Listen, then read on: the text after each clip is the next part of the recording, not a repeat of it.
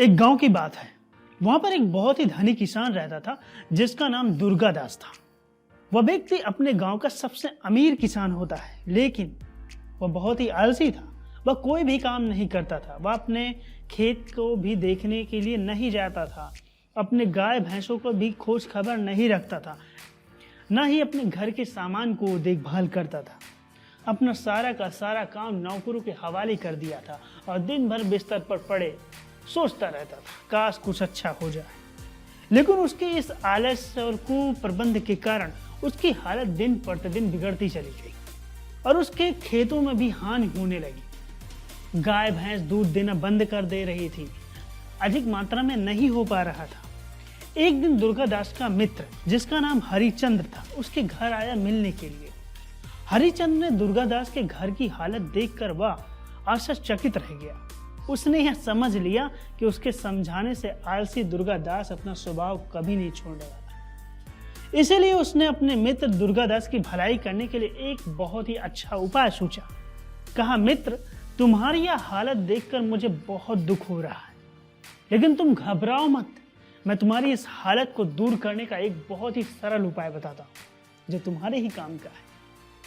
दुर्गादास ने अपने मित्र को उत्सुकता पूर्वक पूछा, कृपया करके उस उपाय को मुझे बताइए, मैं उसे अवश्य करूंगा। चाहे उसके लिए मैं जिंदा रहूं या मरूं, मैं उस काम को जरूर करूंगा। हरिश्चंद्र ने अपने मित्र दुर्गादास की उसके आलस्य को दूर करने का उपाय बताते हुए कहा, सब पंछियों को जगाने से पहले ही मानसरोवर पर रहने वाला एक सफेद हंस पृथ्वी पर आता है, लेकिन वह दोपहर दिन चढ़े ही वापस लौट जाता है।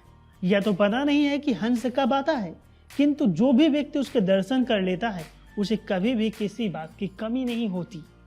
अपने मित्र की बात सुनकर दुर्गादास मन ही मन कहने लगा, कुछ भी हो मैं उस हंस का दर्शन अवश्य करूंगा। हरिश्चंद्र इतना कहकर वहां से चला जाता है। दुर्गादास दूसरे दिन बड़े सवेरे उठकर अपने घर से बाहर निकलता है हंस की खोज करने के लिए।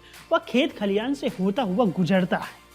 अपने मित्र हरिश्चंद्र की बात के अनुसार वह हंस को ढूंढने निकल चुका है, जिसके दर्शन करके वह व्यक्ति कभी भी किसी बात की कमी नहीं होने देगा, उसे ऐसा विश्वास है।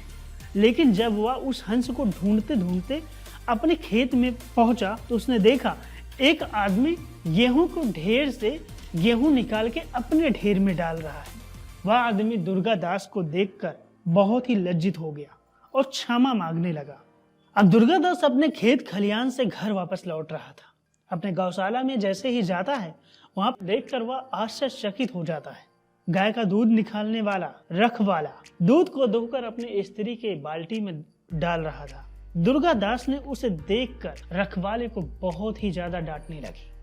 उसके बाद वह घर पर आए, फ्रेश हुए और फिर हंस की खोज में उन्हें निकलना था। और फिर वह खेत में जाता है। वहां पर देखता है खेत पर अब भी एक भी मजदूर नहीं आए हैं।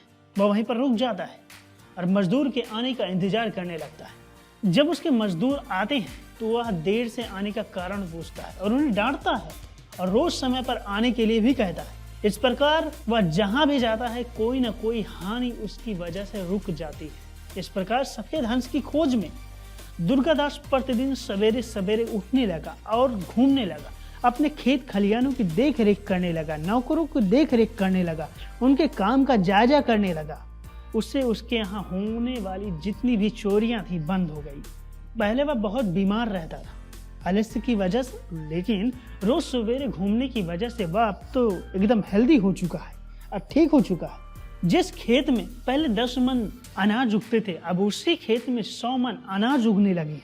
जिस गौशाला से 10 लीटर दूध आता था, आज उसी गौशाला से 100 लीटर दूध आ रहा है। इस तरह वह दिन प्रतिदिन अपने काम को सुधारता रहा। दुर्गादास के अंदर का आलस्य भी धीरे धीरे खत्म होता रहा।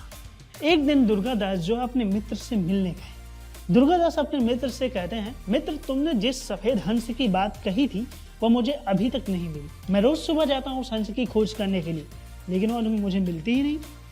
लेकिन उसकी वजह से मुझे बहुत सारे लाभ हुए हैं। मेरे जितने भी काम थे सब चल पड़े हैं। हरिश्चंद्र उसकी बात को सुनकर हंसने लगा और समझाते हुए कहता है, मित्र, मैं तुम्हें यही समझाना चाहता था कि परिश्रम करना ही वह सफेद हंस है।